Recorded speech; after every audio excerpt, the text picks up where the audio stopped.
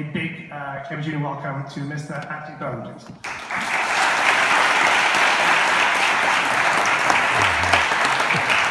Yes. Thank you very much.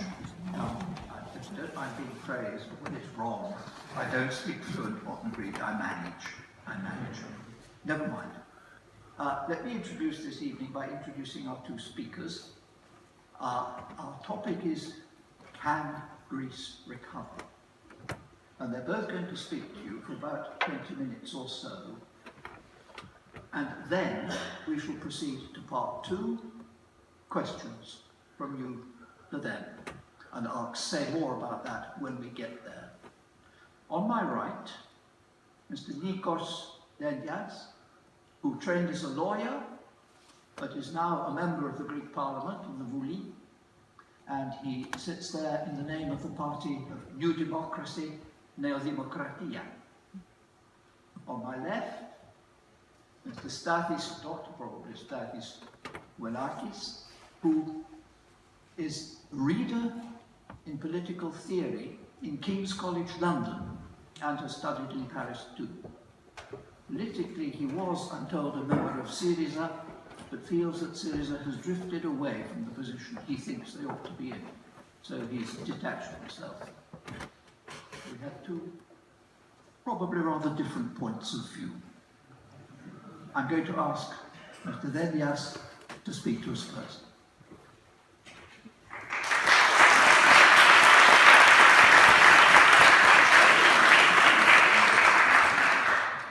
Thank you.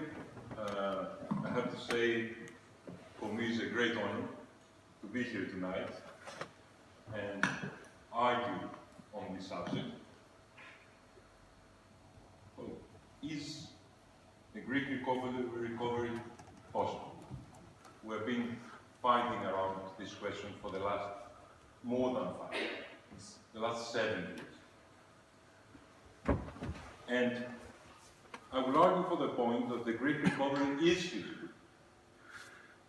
But in order to achieve that, we need a new economic and model of growth. A new model completely. Let me tell you this. Now let's imagine that tomorrow morning, Minister Schäuble wakes up in a very good mood. He feels that he should do something for his partners in the Eurozone, the Greeks, and calls Angela Merkel and tells us, let's donate this 320 billion that the Greeks own to the Union. And they both agree.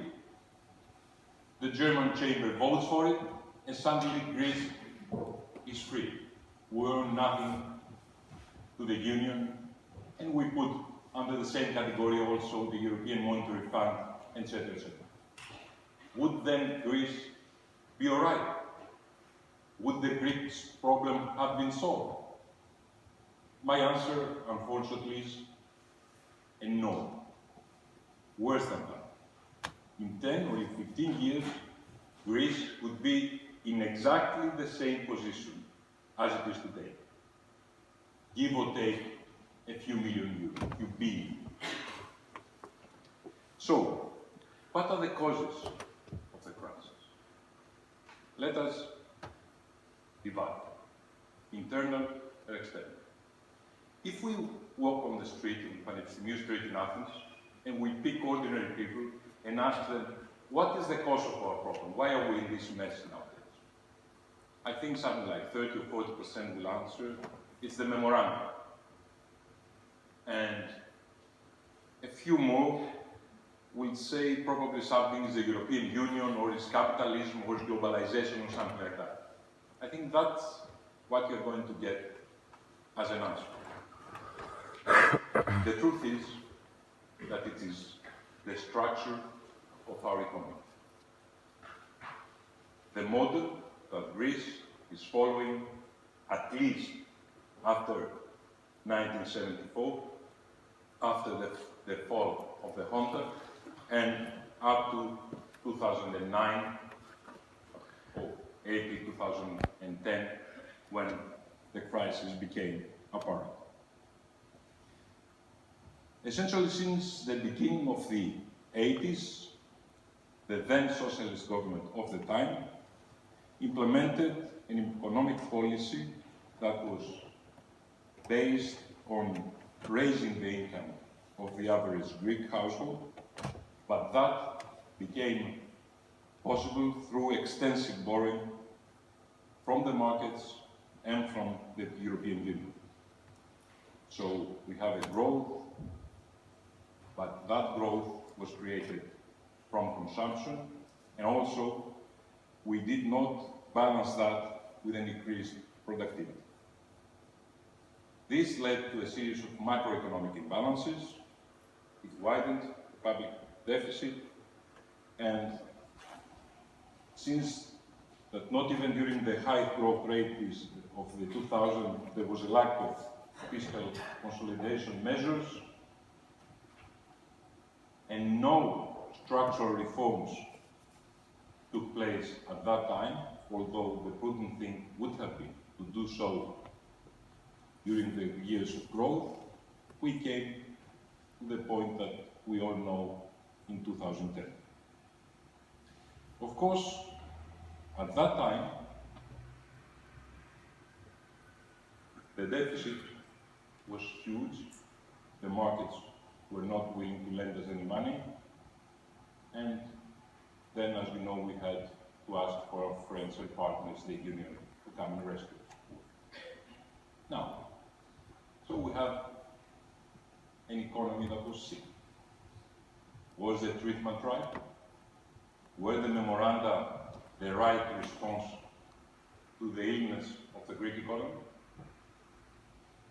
That is a more difficult point to argue, because it is clear that although many things included in the memoranda was absolutely right, and we should have implemented them ourselves, even before the crisis, also there were quite many mistakes in the part of the plan that we implemented in order to get Greece out of the crisis.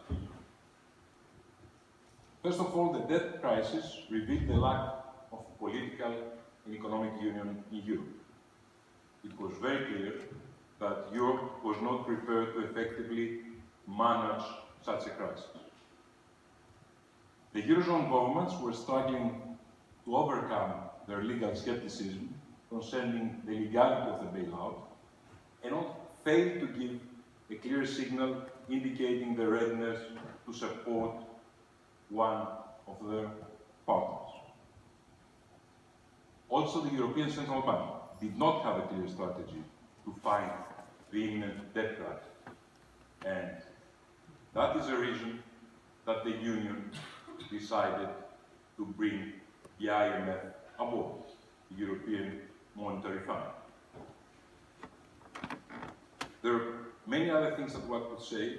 The role of the credit rating agencies, which also panic, but I don't think that is an important issue which should take our time.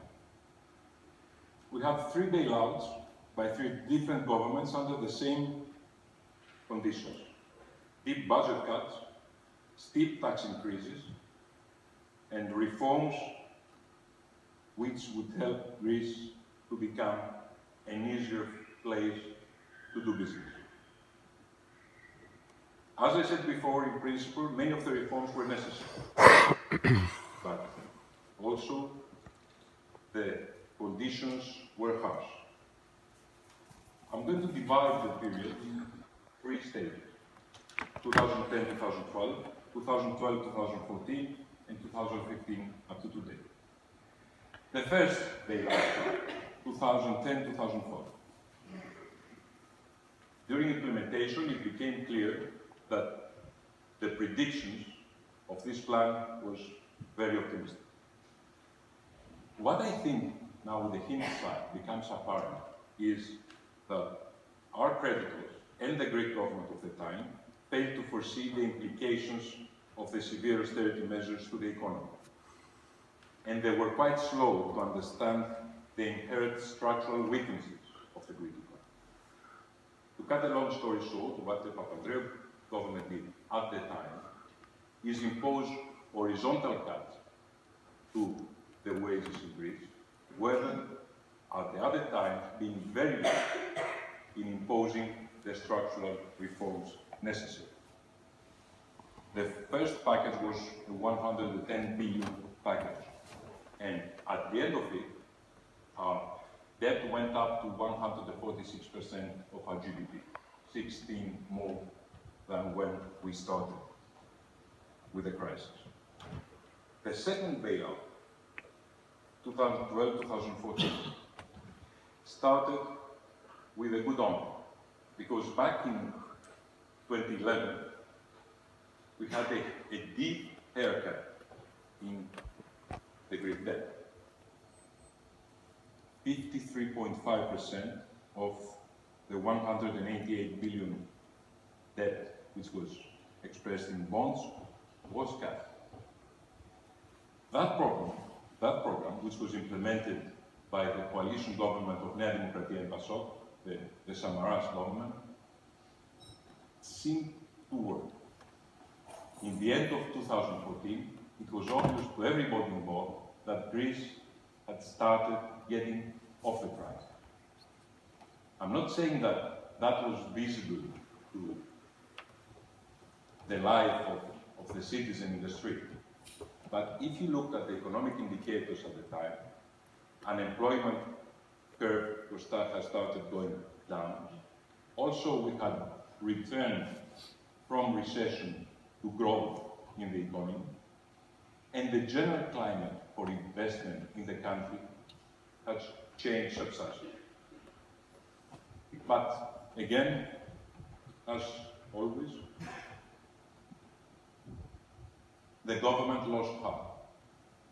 The Samaras government lost the European elections by a small margin, something like 2%, but then lost its will to impose reforms, the structural reforms necessary. There was a reshuffle in June 2012, which were perceived by the markets as abandoning the reform goal. And as it's always the case, the Samaras government lost the elections of January 2015 by a huge margin, and SYRIZA became the government of Greece. Now, the government of SYRIZA came in power determined to end austerity and abolish the implementation of the bailout programs. They negotiated, as you know, for 6 months. I consider this the worst negotiation ever, by far. They ended up with a 180 degrees U-turn, signing a third memorandum, and as we speak, trying to impose it upon a society that has voted for a government that would end all memoranda, and in a plebiscitum voted with a 62% majority against the memorandum. Not an easy job for a government. Well, now, what can we do? What needs to be done? 7 years in crisis, a government that has promised to do exactly the different from what it is doing. So, ladies and gentlemen, please look at the figures. Forget about governments, forget about memoranda, forget about everything, about the crisis. Greece exports, if you don't take into account tourism, 1/3 of what it imports. And also, another figure that would sound rather peculiar here in Cambridge, innovation in Greece is 0.83% of the GDP. There is no economy in the world that can stand on those things. We have and we need to change the whole world completely. Can it be done? Of course it can. And it is not as difficult as it sounds. What do we need? First of all, political stability.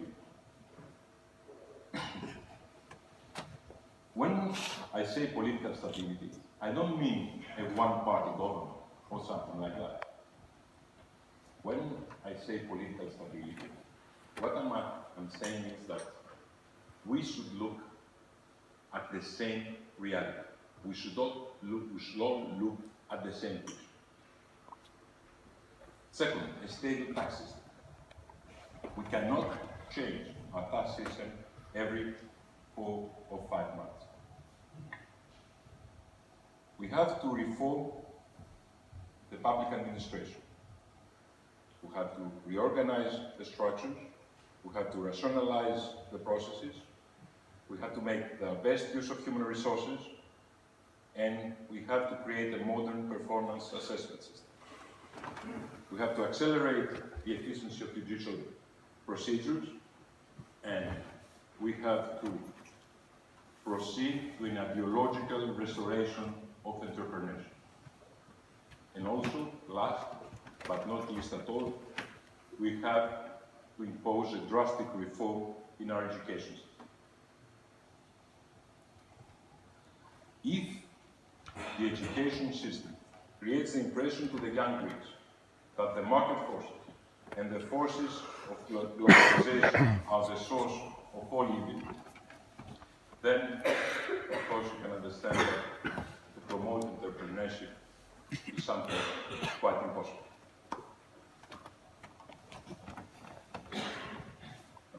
Our model of economic growth.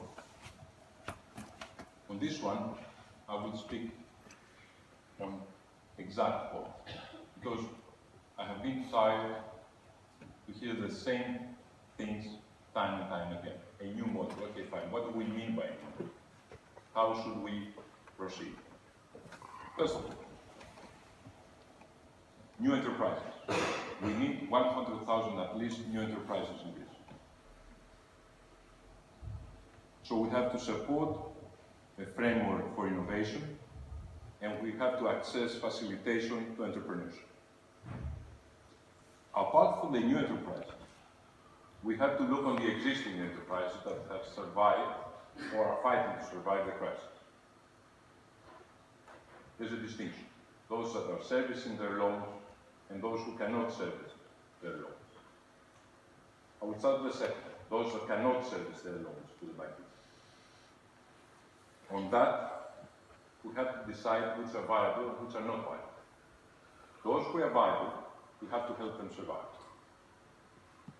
taking any measure necessary.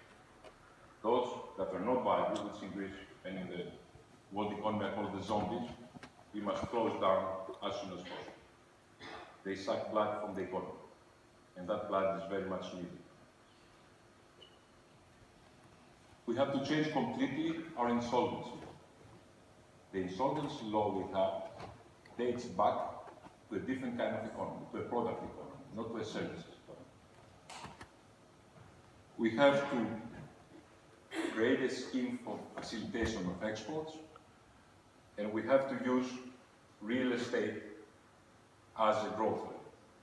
Many of you know that the coastline of Greece is equal to the coastline of Africa. This is an enormous hidden value behind Greek real estate, which now is not materialized at all. On the contrary, the tax policies push the values down every day and send foreign investors away.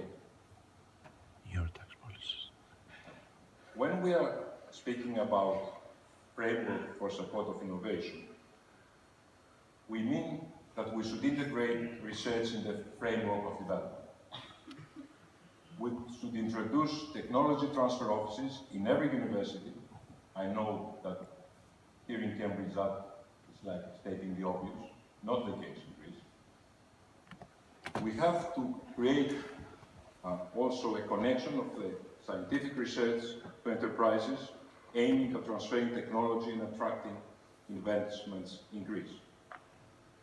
We have to encourage young people towards entrepreneurship and give to every citizen of this country who has an innovative idea for the establishment of business but lacks the necessary funds, the opportunity to obtain the financing that will let him materialize. We have funds available. The National Strategic Reference Framework has 20 billion. And the Juncker Plan adds 15 more billion to that. That is 35 billion euros. By the way, from those 35 billion euros as we speak, the current Greek government has not used even one penny. Now, is there an example in the world that we could copy? Because some of you may be right to think that it's quite naive for an ex-minister like myself to come here and argue that we can change this country like that.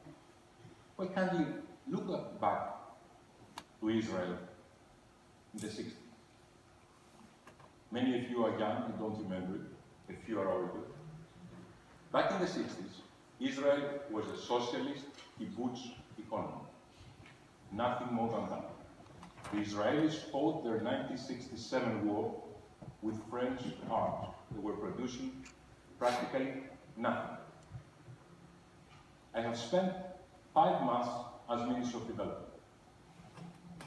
During that period, I asked the Israelis a lot of questions, trying to figure out how they did it. I came up with an organization in Israel called YOSMA. The person behind that YOSMA organization is an old man, 77, 78, called Yigal Erlich.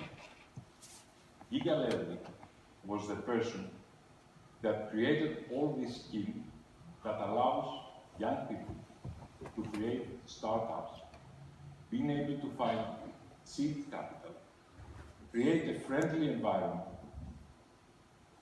create the legislation for venture capitals, for business angels, creating incubators around the country, and after 30 years, changing a primitive kibbutz economy to a technological superpower. This is an example that we can copy. And we have created the blueprint on that, although it remains now unused in the Ministry of Development. Can you bring your marks to an end?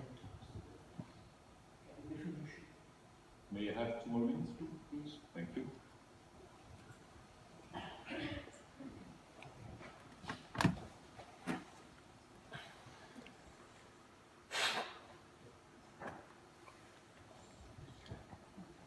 Apart from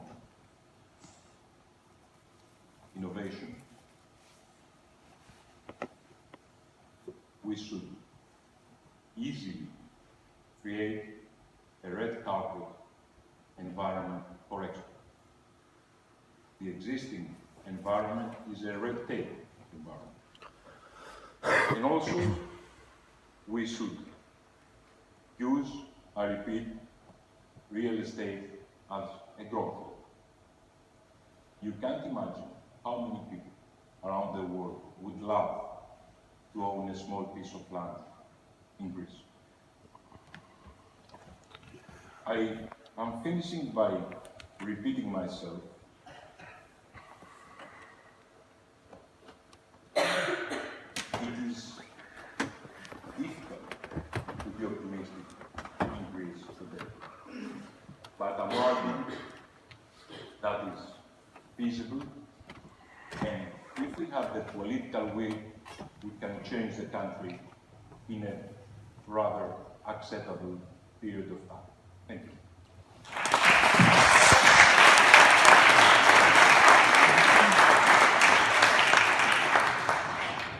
Please.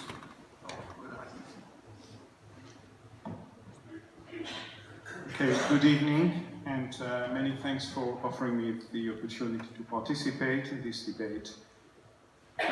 So many thanks to the Hellenic Society and the Cypriot Society for organizing this event. Can Greece recover any country can recover. Greece is not cursed, although it seems to be cursed.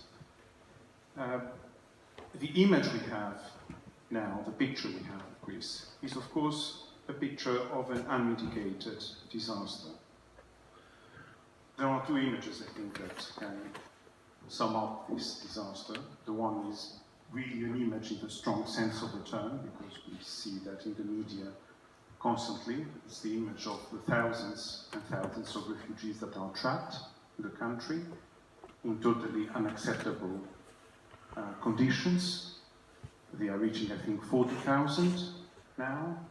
About 13,000 are trapped just in the front between Greece and the former Yugoslav Republic of Macedonia. And as you know, the European Union has validated this totally scandalous situation by de facto accepting the sealing of the borders of the country and the completely inhumane treatment of all these refugees. I'll say a few more things about this eventually. But the second picture, which now is less visible in the media, is of course the picture of a country that is sinking under the shock therapy that has been imposed to it uninterruptedly, and indeed by all governments now since 5 years. That shock therapy has destroyed the country and very seriously undermined any perspective for its future development. Moreover, this shock therapy has provoked a political crisis that actually has been deepening with, and to a very large extent, to a decisive extent after SYRIZA's U-turn this summer, about which I will tell more in a moment. But let me start with a preliminary point. When we talk about Greece, many times it is presented as if Greece was a kind of anomaly in Europe, as if the Greek disease was something particular.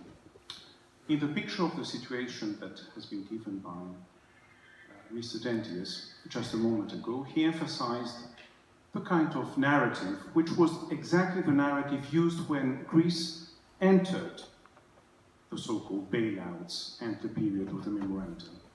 And the narrative was, the profligacy of the Greek state, the corruption that exists in Greece, all the pathologies of Greece after 1974, and so on. But hold on a moment. Just months after the Greek bailout came the bailout of Portugal and of Ireland. And although Spain didn't have a formal bailout, there was a kind of informal situation because of the fate of the Spanish banks. And I think that everyone here in the room remembers all the discourse about the so-called pigs, as they were called in Europe, Portugal, Ireland, Greece, and Spain. And the picture was pretty similar in all these countries. All these countries found themselves in a situation of over-indebtedness, although Greece was the most over-indebted of those countries. But once again, the level of the Greek debt at the time, in 2010, has now been reached and sometimes overtaken by many other European countries. For instance, the debt of Italy, the debt of Belgium is over 120% of their GDP and so on. So there must be something that is not specific to Greece, although Greece is part of that, and although it is more accentuated in Greece than elsewhere. And this is why I think that the lessons of the Greek situation tell us something not only about the country, but about Europe more generally and the world we live in.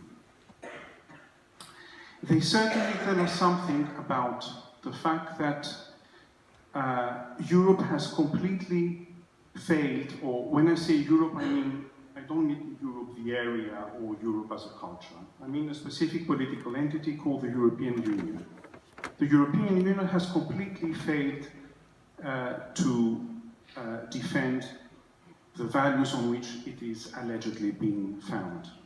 I think that the decision that has been taken, which is the validation of the German Turkish plan, the main lines of which are to externalize to Turkey the management of the wave of the refugees, means that Europe turns its back to all these people who are fleeing situations of war, for which Europe and the Western powers bear a significant responsibility, and an entity of 500 million inhabitants, the biggest economic power of the world, says that it's not possible to let, let's say, 1 million people in, approximately the number that entered Europe last year.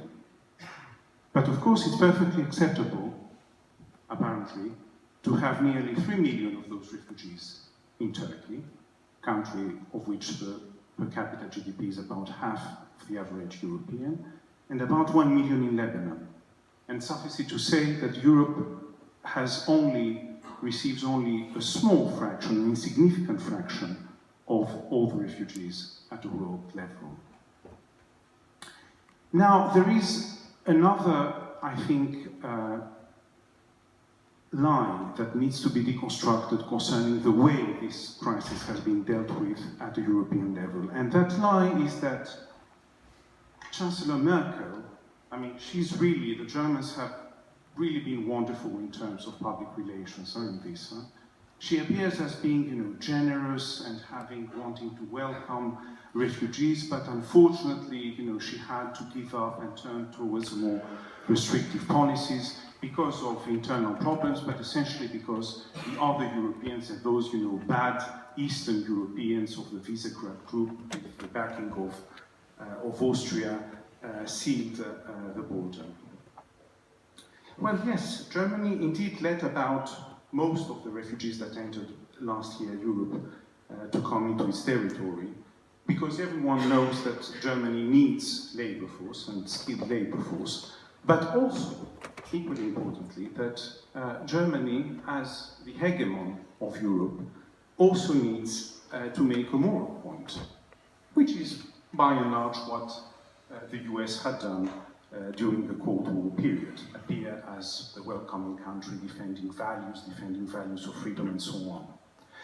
But Germany, and here lies the hypocrisy, of course, of the whole situation, wants other European countries to do the dirty job.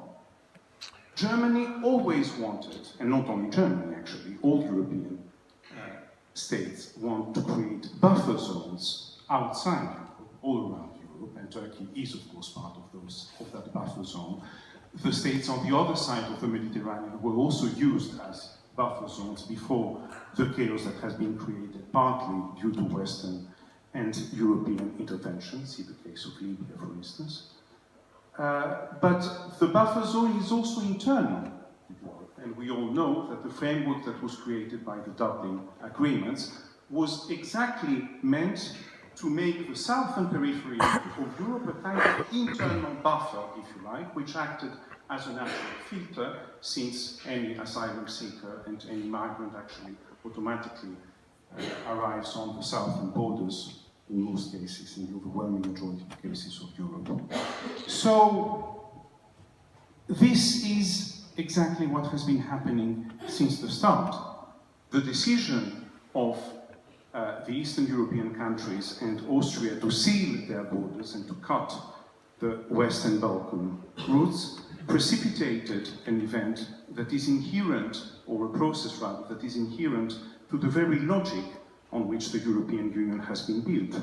And this logic is, to put it in a single sentence, Fortress Europe. Fortress Europe is not something new, Let me give you one figure, the death toll in the Mediterranean. In 2015, about 3,700 people died in the Mediterranean. The figure was pretty comparable in 2014, 3,200. But in 2011, it was already more than over 2,000. And according to the NGOs that are working on the topic, between 1988 and 2010, about 19,000 people died in the Mediterranean trying to cross and reach Europe. this is exactly the scandal on which the whole logic of Fortress Europe has been built from the start. That is the negation of the very basic principles of human rights, agreements and so on which supposedly Europe is proud to defend and on which supposedly its soft power relies. According to me, a political entity that is able not only to tolerate, but to plan methodically via the militarization of its border and via everything we see now happening in front of us, such a political entity absolutely deserves to perish. Let me now come to the second cross that Greece is holding as a country since now 6 or 7 years.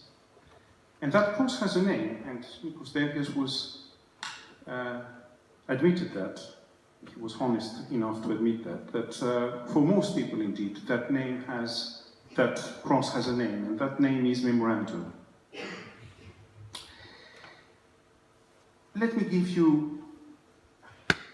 me remind you a few pictures. We are talking about a country that has lost more than a quarter of its GDP in all that period. In a recent study made by an economist of the Greek Central Bank, Sofia Lazaretou, the comparison between what she calls the Great Recession, which is Greece, of the last 6 years, and the Great Depression of the 1930s, works in a way in favor of the 1930s. Because, as she says, the Greek disaster has been swifter, has been deeper, and has been greater in its extent. In order to assess the situation, I want to read you, and you will forgive me the relative length of that quotation. It was given in a talk less than 3 weeks ago in Harvard at the Kennedy School of Government. I quote, "In Greece, 2 successive programs of austerity and of orthodox reforms have failed. It is very likely that the 3rd memorandum will fail. Its objectives can and should be met, but Greece will remain a country stuck in stagnation and poverty. It has to be offered an opportunity to start anew, or it will be inevitably driven out of the Eurozone with unpredictable consequences for Greece and for Europe. And this is not just an economic issue, but it is a threat that is looming in the current state of the EU. The state of the EU can be described as follows. I select a few points here.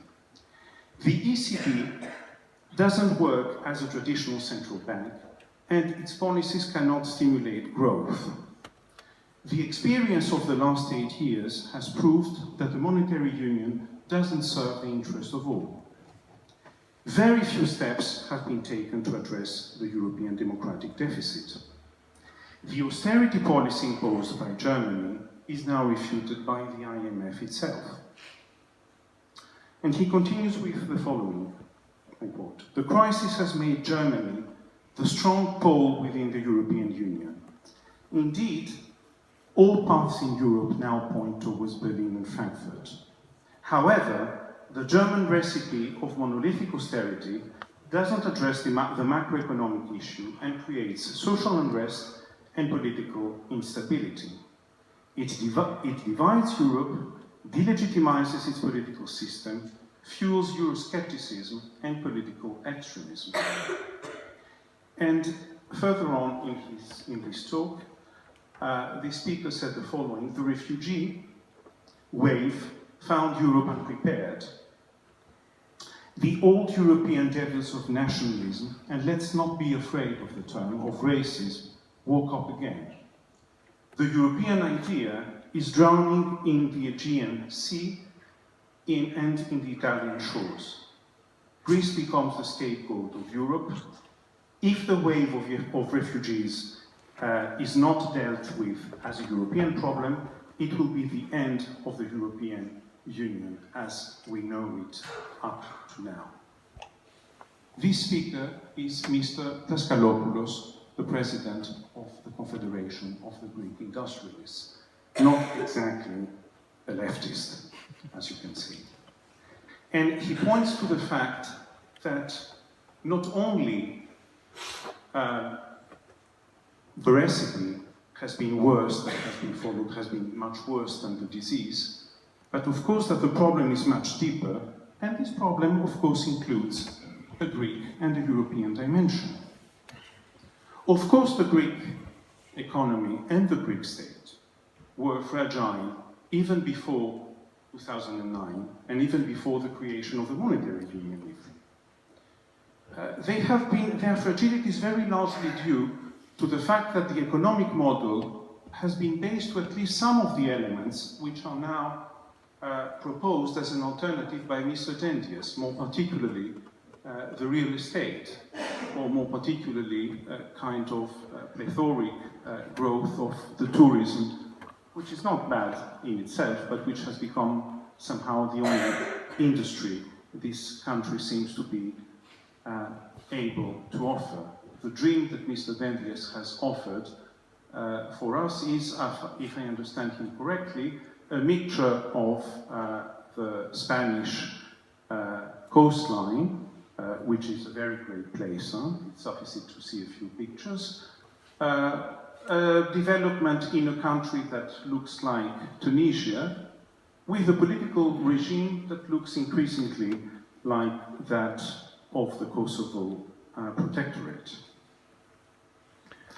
This is, of course, because the fact that not only Greece, but also Spain, but also Ireland, but also Portugal had found themselves in that situation, in a way, is very simple. All these countries found themselves over-indebted, either in public debt or in private debt. In Spain, it was the banks. The Spanish budget was in a situation of surplus. Is because they were losing competitiveness. And anyone knows, this is absolutely basic, that in a monetary union, if you have a gap in inflation and therefore in labor costs between the countries, and supposedly the European Union was designed in order to prevent that from happening and to have a convergence on supposedly an inflation rate, which never happened actually, then the countries with low inflation rates, in this case the countries of the European core, first and foremost Germany, will get very quickly an increased comparative advantage. They will become big export machines, whereas the countries with higher inflation rates and growing labor costs, although the labor costs are much lower because than those of the German labor force and those of the German workers, will lose in terms of competitiveness. They will create huge deficits in their current accounts, and those deficits in the current accounts can be met only with one way, debt. And indeed, this is exactly what happened, with a different balance between the countries depending on the force and strengths and weaknesses of their state. The Greek state is indeed notoriously fragile, but everyone knows why it has been notoriously fragile. It has been fragile because the tax system, the tax burden in Greece, has traditionally been supported only by the wage earners and by the modest and middle class incomes, whereas Greek capital and higher incomes and upper middle classes have never been properly taxed. Indirect taxation, which is socially unjust, is higher than the European average. Please, can you bring your remarks towards an end? Yes. The implementation of the shock therapy destroyed Greece's economy, produced immense social suffering and damage, but it also destroyed the Greek political system. The traditional parties have collapsed or have seen their strength very greatly reduced. They are now a shadow of themselves. They are perceived as failed and discredited forces. SYRIZA came as a power, as an alternative, as a power able to offer a new perspective, with indeed those promises of breaking with austerity and achieving a relief of the Greek debt. But there was a contradiction internally in the promise of SYRIZA. And I think that Wolfgang Schäuble is absolutely right when he says that this cannot happen within the framework of the European Union as it is. And we have seen, indeed, that the very modest, actually, demands of the SYRIZA program, a kind of very mild neo-Keynesianism on which most economists agree, on which even Daskalopoulos implicitly agrees, and I think this is the meaning of his statement, was sufficient to wage an all-out war against that government from all the European powers. The responsibility, of course, of SYRIZA is that it capitulated in the most undignified and pathetic way, and now, with the complicity, of course, of all the other parties, of nearly all the other parties represented in Parliament, starting, of course, with Nea Dimokratia and all the forces which have implemented the previous memoranda, is now indeed implementing exactly the opposite of what it had promised just a year ago to do. Therefore, it adds and it deepens the ongoing political crisis, which will know spectacular developments in the near future. To conclude, for me, the main problem that Greece has to face now is that its political system has completely failed to provide any kind of sustainable alternative. And this is why the situation is blocked and will become even more blocked in the future. But it would be an illusion to think that this is the end of the story. We have entered a period of great social and political instability, not only in Greece, but in the rest of Europe. Who would expect that a small party of the radical left like SYRIZA, until a few years ago, would become a kind of major political force on a promise which it has been unable to realize, but which shows how breakthroughs and great upheavals in the political system are perfectly possible when societies are mobilized, when people resist the fate they have been imposed, and open up new futures. And I think that we have seen similar political developments in many other European countries, but not only. Even in this country, who could predict that someone like Jeremy Corbyn would be elected as the leader of the Labour Party? Who would expect that in the US, someone claiming openly to be a socialist can be considered as a serious challenger in the Democratic Party? So the story is not over. We are not at the end of our surprises. And the Greek people, you know, they have a very long history of resistance and struggle. Those who think that it's over will lose their illusions very quickly in the future. Thank you.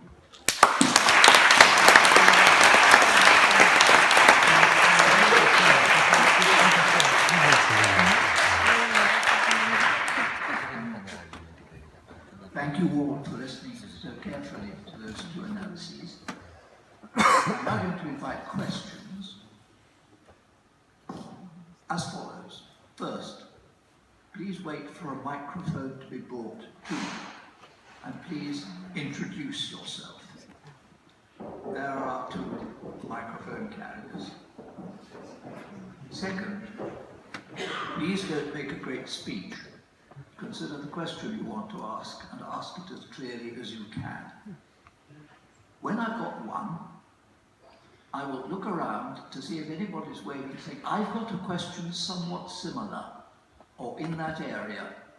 I'd like to string together 2, 3, 4 questions, and then invite our 2 speakers to respond to them. So, have we got a first question? There's a lady down the end there. To Ben. Ah, it's a gentleman, right. My name is George Fisher. I'd like to take up the issue of change that was brought up by Mr. Dendias. You mentioned change in education and in enterprise. Now in this country, I come from the field of education, and in this country it would be trying management of change for quite some time. And unfortunately, change comes very, very slow. Sometimes doesn't come through until the next generation. He also mentioned the issue of Israel. Now, yes, that is true. On the other hand, Israel has had a massive input of funds and support, a huge input from the United States. Now, the question is, how will Greece manage to get investment from abroad for further change and further development? Thank you. Thank you.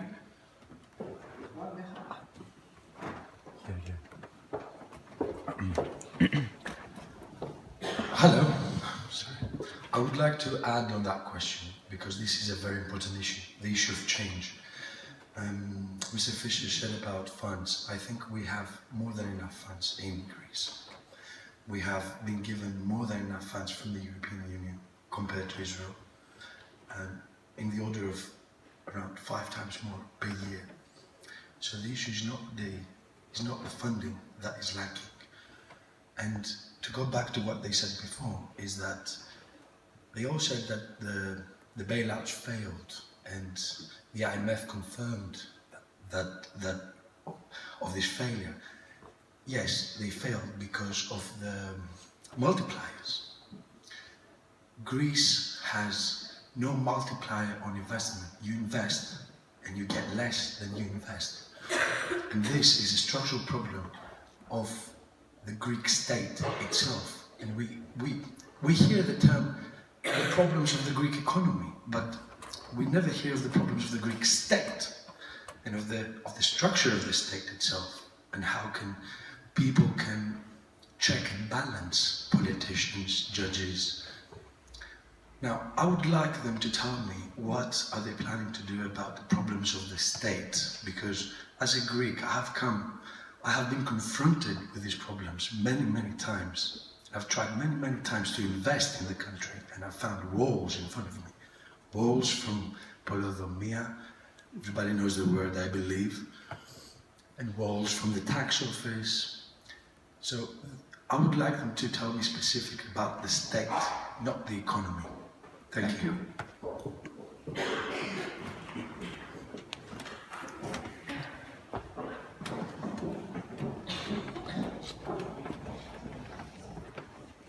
Hi, my name is Angelo. I want to refine on your point, which I think is very important.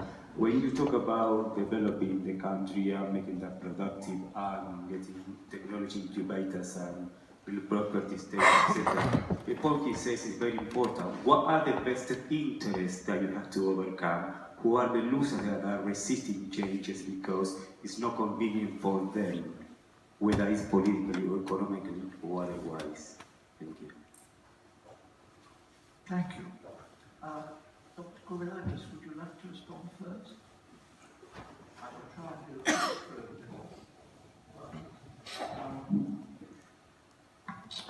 Right. Let me say the following. I don't know about the multiplier of investment in Greece. What I do know is that in 2007, the investment in Greece was about 25% of the GDP, and it's now less than 10. Right? What I also do know is that in a destroyed country, no one is willing to invest. Except what is happening now in Greece under the name of investment is actually Greece selling out for nothing what is left of its public assets. And apparently this is something that Mr. Dendias is in favor of.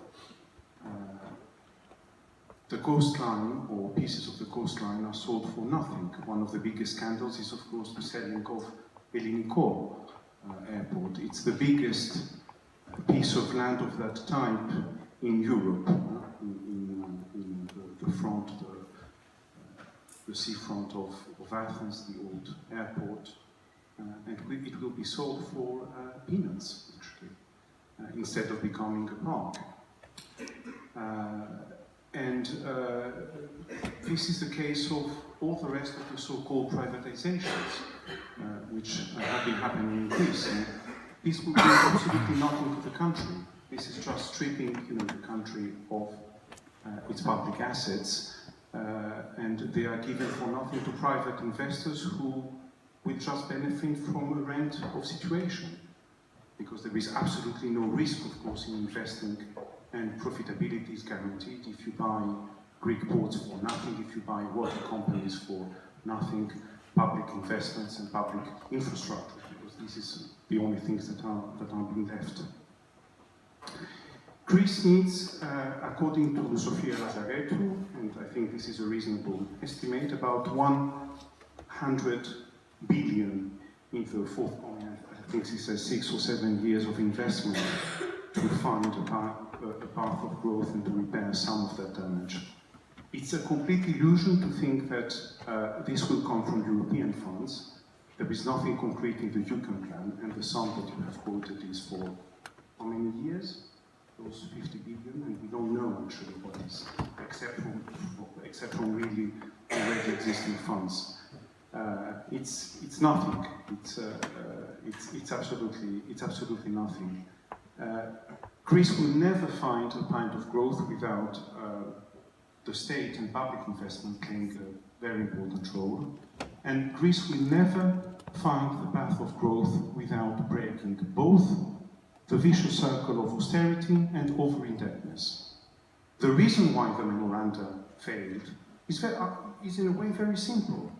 They have completely destroyed internal demand by destroying wages and labor costs, supposedly to increase the competitiveness of the country, and they have completely destroyed public spending.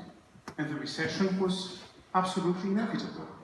And there has been a real multiplier this time, the multiplier of recession.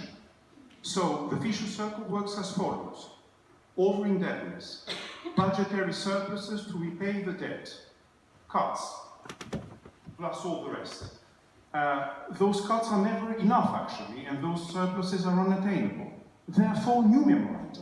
Now we know that the third memorandum will fail. A new package will be necessary. More loans to Greece, and therefore more that need to be repaid. So I think that, in a way, the economic debate has been settled. There is absolutely no future for Greece inside the Eurozone. And there is absolutely no future for Greece if there is no drastic relief of the Greek debt, which is impossible to achieve. We have seen that without unilateral moves, which means defaulting on the debt.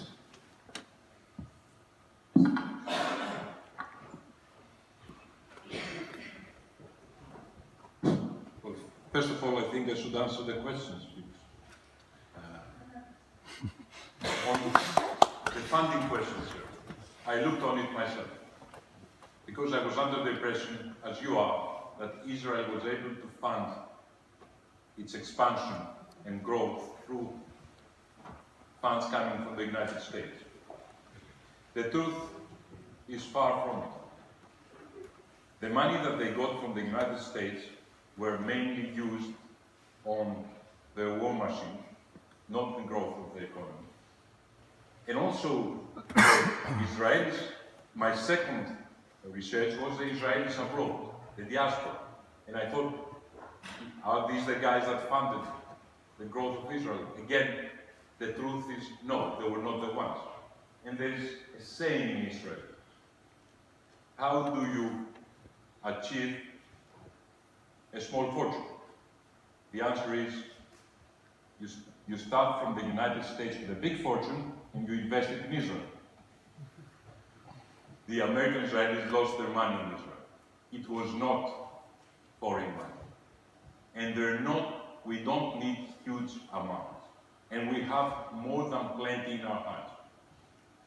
And to cut a long story short, even apart from the 20 billion, which I heard from Mr. Kouvelakis that it's not a huge amount, and the other 15 billion of the Juncker plan, which again was not a huge amount, also our European partners are willing to help. We have established, we managed in those 5 months to establish in Luxembourg a small dedicated vehicle called IFG, Institute for Growth, which has now 183 million, something like that, exactly money that the Greek state could pinpoint to startups that are hopeful. But yet again, this government has not used one penny for it. And of course, sir, sorry, but you didn't say your name, so I cannot answer you. Eh? Mr. Kontakos. Kontakos. Mr. Kontakos, I agree completely with you in what you say. The Greek state is the obstacle. It is the obstacle. I don't have the time to expand here on a full restructuring of the state sector that is absolutely needed. But the revolution has to take place on that. You're absolutely right. Then it kills every investment from the small one of somebody who wishes to open a shop or something like that. You need 8 signatures, 8 different signatures to open a cafeteria in Athens. That is crazy. It cannot go on like that. Mr. Kouvelakis is a very eloquent speaker, and his English are better than mine. Although I have studied here and mostly in Greece now, so it's not easy to express myself how I used to be. But this argument, I hear it again and again and again. I know it by heart now. I could really change, sit there, and apart from the Daskalopoulos speech, tell you every last quote that Mr. Kouvelakis was kind enough. It's exactly what SYRIZA was saying 7 months ago. Exactly the same thing. There is somewhere another world. We just have to break loose of this damn world, and there, that other world, everybody will be happy and rich. No euros, no Merkel, no Schäuble, no European Union, no migrants, nothing. Growth will come immediately. And that will be the socialist paradise. We don't have to produce anything, we will find it. We'll become cost efficient. Suddenly, magically, without reforms, without pain. Of course Greece now is a failure. Everybody admits it. But I'm arguing it's not a memorandum. And we see now Germany as the hegemon of Europe. If you remember, there was The Economist a few weeks had the German eagle on its front page and Madame Merkel and said, the reluctant hegemon. Now I'm 55, 56, and I have a good memory. Back in 2000, please look in the web. Again, there was The Economist with a yellow front page and the German eagle. And the underlying title was The Sick Man of Europe. But then Chancellor Schroeder proceeded with the reforms needed in the German economy. And the German state, from the sick state of Europe, became the hegemon of Europe. I'm not envisioning Greece as being the hegemon of anybody. But there are reforms that need to be made, and they need to be made now, not tomorrow, not in 100 years' time. They need to be made now. And of course, we have to develop in Greece. Spain, Mr. Kouvelakis was right, is not the perfect example. But that does not mean that we cannot create environmentally friendly investment in Greece. Ellinikon is a scandal. Yes. Why didn't other people appear to buy this property in that scandalous price? By the way, that does even not materialize as we speak, because the situation is such that nobody would invest a penny in it. And if we create a park, how do we create growth by parks, by the way? And who is going to pay for that big park? Do you know how much the parks cost in the United Kingdom? I'm reading that you're going to privatize all parks in the United Kingdom. And so we are creating state parks in Greece. We are the rich ones that would support more parks. We need a growth strategy. I'm ready to discuss. I don't say that what I'm saying is necessarily right. But we have an action plan with figures, with date, with measures, with cost, and with hope in the end. I'm ready to discuss with anyone who has a similar plan what can be done for Greece. Thank you. But that is as far as I can go.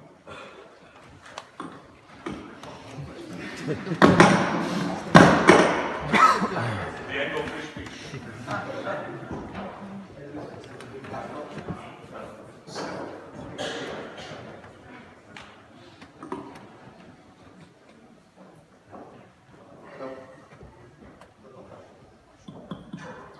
Hello, my name is Alex. I came in the UK a year ago to work as a doctor.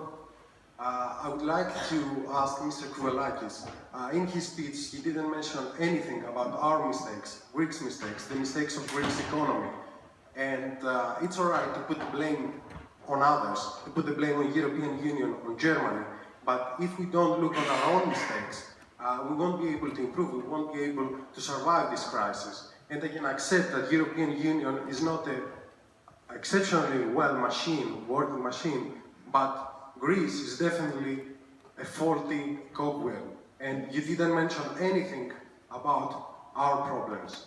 So, is this your policy? Is this your way of thinking? That we should always put the blame on others? Because if that's the case, that's why the UK people will vote in favor of Brexit. Because they've had enough of sustaining a spoiled child like Greece. Thank you. Beside you. Another question for Dr. Kouvelakis. Can you hear me? Okay, my name is Pappas. I'm a student of political economy here in London, actually. My question is, you mentioned, Dr. Kouvelakis, you mentioned the current account deficit as a problem. And then you went on to say that a solution to the problems that the Greek economy faces right now is to boost internal consumption. But the current account deficit reflects an economy that is import-oriented, and that we need to address that problem by boosting the export, doing the exact opposite, not boost the internal consumption, because that will lead us to where we were a few years ago with a huge debt and a huge deficit and a very high current account deficit as well. Thank you. Thank you. Thanks. I hope the previous questioner who's come here to work as a doctor is finding the experience fruitful under the present government, which shares most of the same ideological presuppositions as Mr. Dendis' party. I hope you were with your colleagues on the picket line this morning. My question concerns the political crisis that Stathis spoke about with regard to that leftward polarisation. Yes, we see Bernie Sanders and we see Jeremy Corbyn in the UK, but the flip side of that coin, whenever capitalism goes into crisis, is the rise of the far right. In Greece it takes the form of Golden Dawn, but we see it in Scandinavia, we see it in France, we see a slightly more kind of home-brewed version of it here in the UK with UKIP. But the consequences of the rise of a political formation like Golden Dawn in Greece, I don't need to tell anyone about that here, but what we do know is that there is footage of members of Nea Dimokratia who were in some sort of secret brokering deals with Golden Dawn to try and kind of come to some arrangement with them. So the cooperation of the kind of right wing of capital with fascism is not far to seek. So I'd like both speakers to address the question of when a political system goes into meltdown as a result of a serious economic crisis, the prospects of ideological polarisation. We see a leftward drift, we see a rightward drift. And it's the task of all of those of us who abhor the politics of Golden Dawn to come together and fight against that. So I'd like both speakers to address the current situation with regard to the rise of a deeply abhorrent political formation. Thank you. I'm going to ask Mr. Dendias to respond to that first. Fairly briefly, if you can, so we can get more questions. It is going to... well, as you know, sir, I'm sorry I didn't catch your first sentence. Oh, of course. My first sentence was addressed to the previous question who was working here as a medical doctor. Don't worry about it. Okay. Now, as far as the Golden Dawn is concerned, well, most of you, I'm not sure that you do know, but I was public minister, I was, let's say, the Interior Minister for 2012-2014. And and I was the one that initiated a judicial procedure against the government, which ended in the current trial. I don't know what will happen at the end of the day, but you're right to address Golden Dawn as a potential source of problem. I think is a very small word to use in this case. I don't have an answer. Unless the political system can perform, we are in trouble. We're in trouble for the far right, from the far right, and we're in trouble from the far left.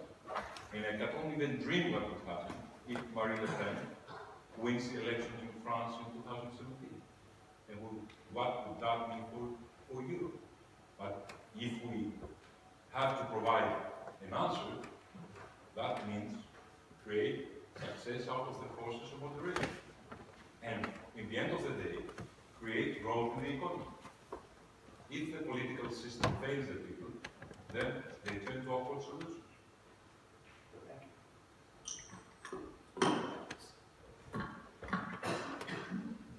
Right. The Greek mistakes of the economy. Well, Greece had a weak productive basis, of course, before, but that weak productive basis was completely destroyed or enormously weakened as a consequence of the monetary union. Because Mr. Denti has used the example of the reforms of Schroeder with the deregulation of the labour market more particularly.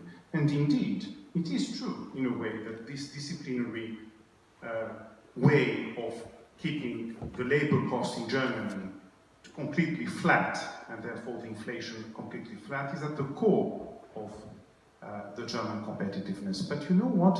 Not everyone can imitate Germany. Not only because it would be a joke, I mean, to compare the productive basis of Greece to the productive basis of Germany, or even of smaller countries of Northern Europe. But essentially, you know, if someone makes surpluses, someone has to be in deficit. The enormous surpluses of Germany, something about 7%, I think, of its GDP, above the authorized target of the European Union, mean that other countries are indebted. The southern periphery has been the most exposed to that, but not only. France has been one of the big losers of that competition. So when Vaskalopoulou says that we have seen that the European Union is not working equally for everyone, he's absolutely right.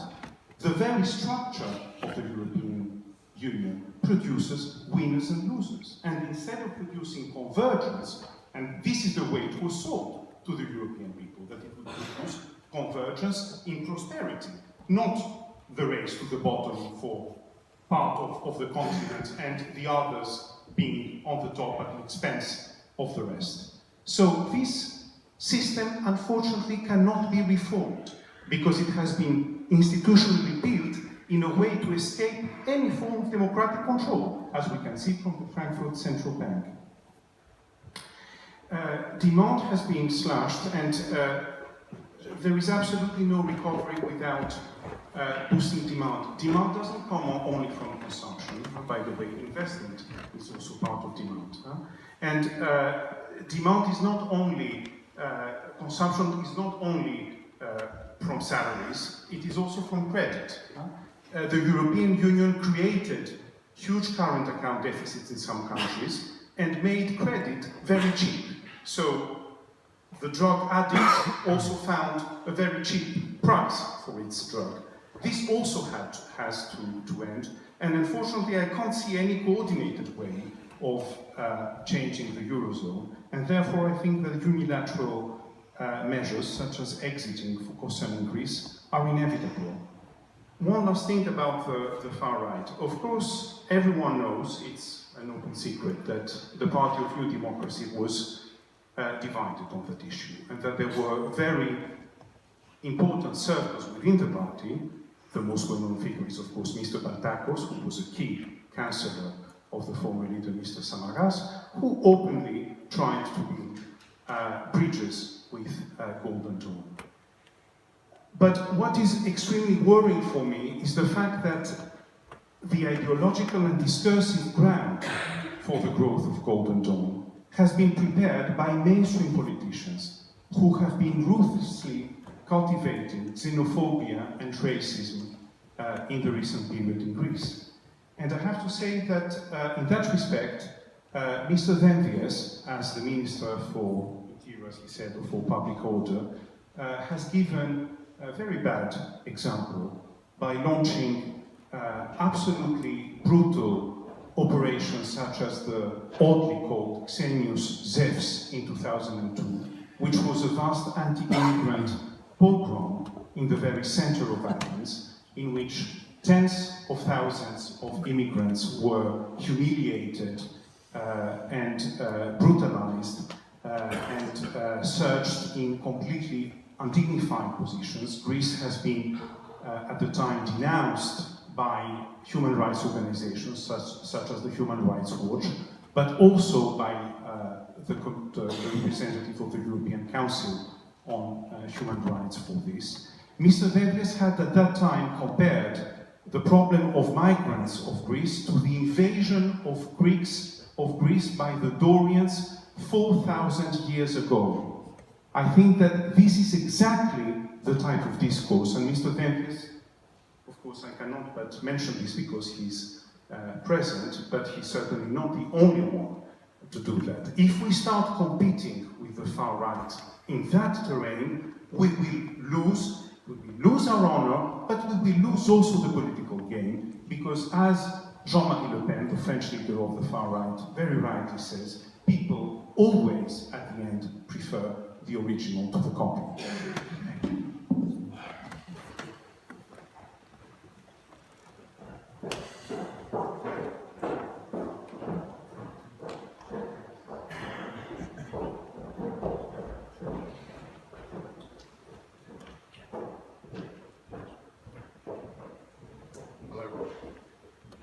Mike Romanos. I want to start by saying that my view is that both sides have a point. Greece has certainly had big problems, and I'm personally aware of the challenges in doing anything and the corruption in Greece, but at the same time I think Greece has been destroyed by the euro.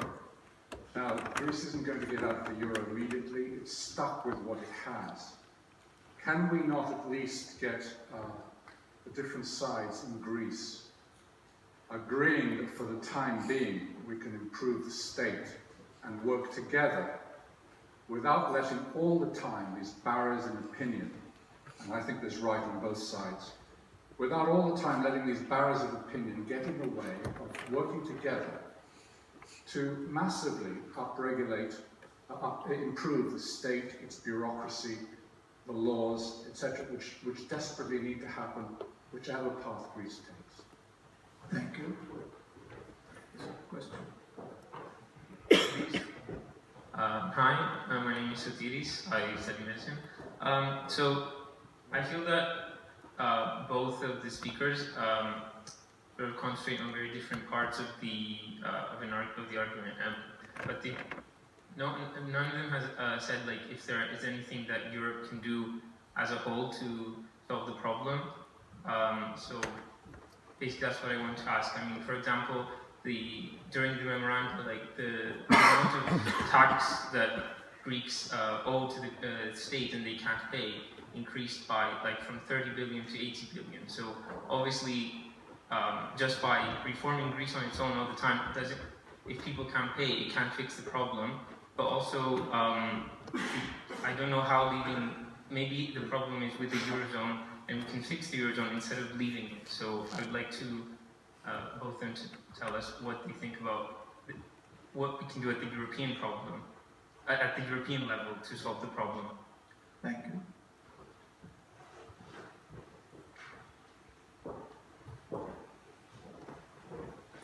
The man in white. Hello, my name is Andreas. I'm from Cyprus, and I would like to tell both speakers that I'm very sad to see this good debate being done in basically football terms, like Olympiacos versus Panathinaikos, whereas we both go to Europe and we don't score any goals. And the point is that the question is, can Greece recover? Greece cannot recover because it was never healthy. And my question is, what do you think that needs not to be done, but what do you think that the target should be? Because it's very nice to say we want growth, but don't say what your target is. It's very nice to say we want to combine Europe with prosperity, and don't say how you imagine Greece to prosper. So, and the last point that I would like to make is that this whole debate makes me really sad, because in Cyprus, we didn't even have a government majority in the parliament, and all the memorandum bills were passed without anyone being outside of the parliament. Whereas in Greece, you see the most common sense bills going to the parliament, and both parties, if they are in power or not, they try to make people resist, as if hanging to power is the most important thing on earth, even in a country that you don't really have anything to gain from. Thank you. Thank you. I'm going to go on taking some questions, because then we'll probably be getting towards the end, and each of our four speakers will have to collect as best they can what's been asked. There was a question down here somewhere. Yes, sir. Thank you very much. I'll try to be brief. Thank you both speakers. My name is Barry Colfer. I'm from Pembroke College, but also from Ireland. Ireland and Greece both endured bailouts for very different reasons, but one thing that ties them together is the fact that there was this crazy idea where two small parts of Europe, representing a tiny percentage of its GDP, was shackled with enormous proportions of its banking and private debt. Secondly, the consequences of the refugee crisis that was referred to, this absolute shameful situation that we're all aware of, is actually related, or the consequence of something similar to this idea, the lack of the mutualisation of the Greek and Irish and other debts. This is the fact that we have economic and monetary union, but we do not have a political union at the European level. It might be an inconvenient truth, but two of the voices shouting most clearly for sense around the refugee crisis are Presidents Juncker and Schulz of the European Parliament and Commission. Rather than willing the European Union to perish, it is not obvious that the clearest solution to these two enormous crises in Greece, Ireland, Cyprus, Portugal, Romania, elsewhere, and also the refugee crisis, is not merely the need to strengthen and to improve the European Union, rather than talk about either leaving it or abandoning it altogether. Thank you. Thank you.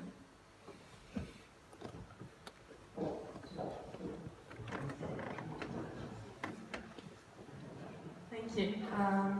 My name is Lucia Bachti. I'm reading Politics and Trinity. What I see from everyone talking is an excessive focus on long-term, short-term solutions, on scandals rather than the crisis as a whole, on Elliniko rather than what the Eurozone has been going through for the last 15 years. And in the grander scheme of things, 15 years is not much. It's not long at all. And as Mr. Vengas pointed out, 10 years ago or 12 years ago, it might have seemed as if Germany was the winner of the loser of economic integration, and Greece was the winner. And I just want to ask if, as you said, competition hasn't really worked within the European Union, it's been, or the rule of competitive advantage. What I want to ask is rather whether we have to focus on a long-term solution, such as stronger integration or eventually a federal European Union that will limit those differences, those structural differences within the Eurozone, rather than saying that we have to abandon the project altogether, or that we have to focus on the other being Germany. Thank you. Hello, my name is Yannis Mastoris. I'm a PhD student here, and my question is for both of you. I would like to think back from the 80s till today. And my question is on the relation between populism and the tendency of the voters to approve it. How does this affect you as a politicians that have to take strong measures which are not pleasant and the majority does not understand how important they are for the country and for them, especially knowing that elections are around the corner? What is the impact of this what is the impact on this continuous crisis? Thank you. There's a question behind there somewhere. Yes. Hello, Mr. Kontakis again. Sir, you've had one. Yes, I did. That's enough. Well, there are people who still want another. I'm sorry.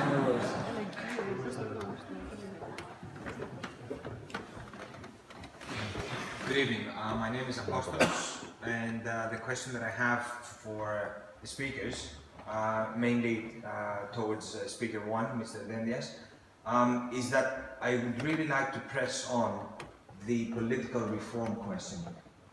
In Greece, we're not having really an economic problem. I mean, we are, but that comes from a massive political and state issue. Regardless of what we say, the narrative has been exactly what you used in your 20 minutes of speech. We're going to change things, so we've learned from our mistakes, so we're going to do this, we're going to do that.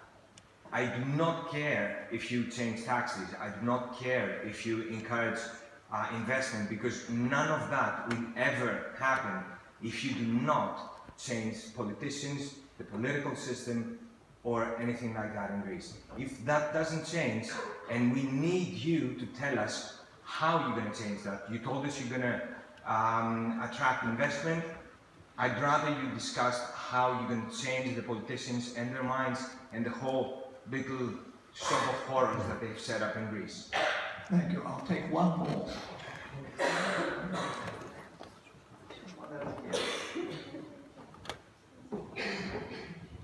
The microphone is coming.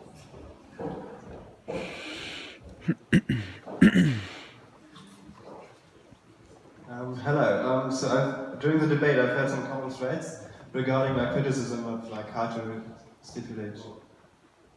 My name's Kevin. I'm doing engineering, and the argument I've heard is that Greece needs growth, and the European Union is sort of an obvious, easy target, as in they create these bureaucratic layers, or they imbalance the continent, they favor some countries. But then there's a sort of an easy position to take to blame this big organization that no one has any responsibility for. And especially in this country, where you can say, it takes 30 years to build a runway at Heathrow here. And this is not the way, it is not a fault of the European Union or anyone else. It's a country itself needs to, it's their own policy to build their growth and focus on innovation and so on. So, especially also the refugees. You can blame the European Union for failing at the refugee crisis, whereas on the other hand, the UK as a country has done absolutely nothing, has done it even harder to let immigrants into their own country.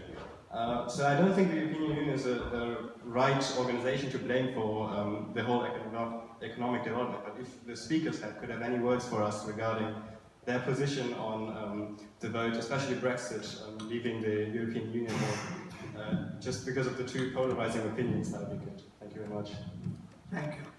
I'm going to ask the two speakers now to have about 5 minutes each to gather together what they want to say and what's been said. Dr. Kourlakis, please will you start?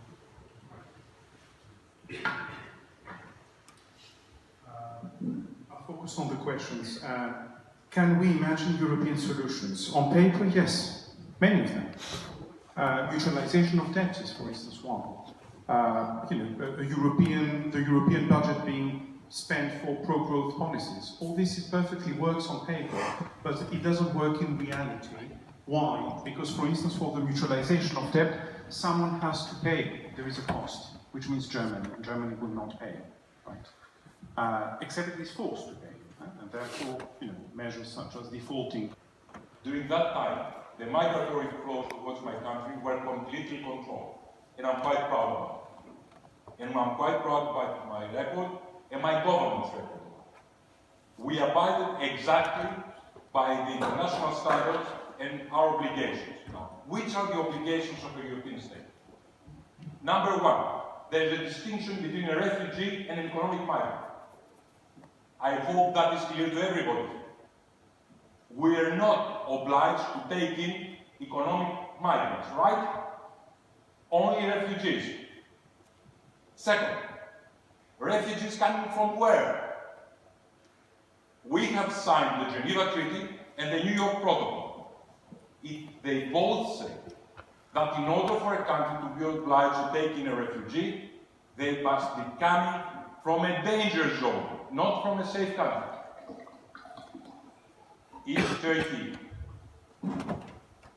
a safe zone, or their lives was in danger in Turkey? is quite easy for President Erdogan to throw everybody towards European shores. And that's what he's doing. And that's how he's playing Europe. And if you have been careful enough, you may have noticed that yesterday, Mr. Erdogan closed down Zaman, a big Turkish paper that was not supporting his government. Not one European voice was raised against Mr. Erdogan. Why? Because we need him to control the migratory flow. So who is at fault? Our policy 1214, which stopped them within the boundaries of the international law, or this policy, which allows Erdogan to be the hegemon of South-Eastern Europe and impose his terms in the European Union. And also he's asking for 6 billion as a reward for his human rights abuses. So please, let's talk real, not just words. Now, on Greece's potential recovery, debt is not the problem.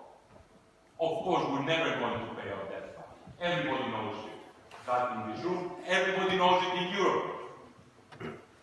What happens is we're getting the money, we're paying back the debt, but we're getting the money to pay it.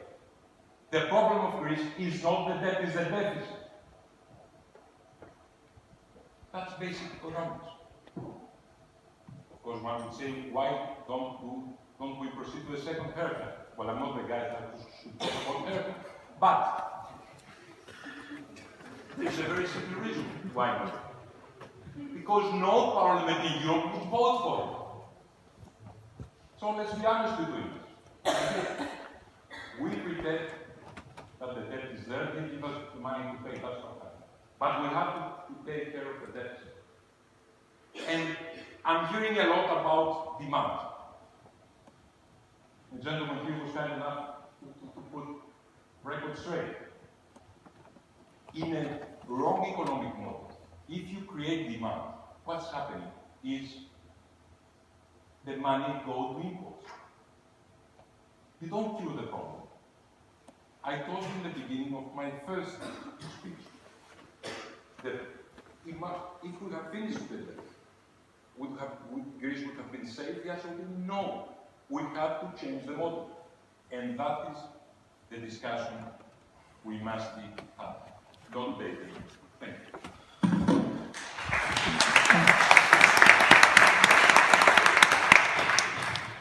We had a question before us at the front of the evening. Can Greece recover? I'm going to invite you to raise a hand if you think yes, and then to raise a hand if you think no, and then to raise a hand if you think in the English phrase, well. Does anybody think yes? Oh yes, please. I'm going to sprinkling, perhaps a third. Thank you. Who thinks no? A fairly similar number, I think slightly less, but it's close. And what about those who think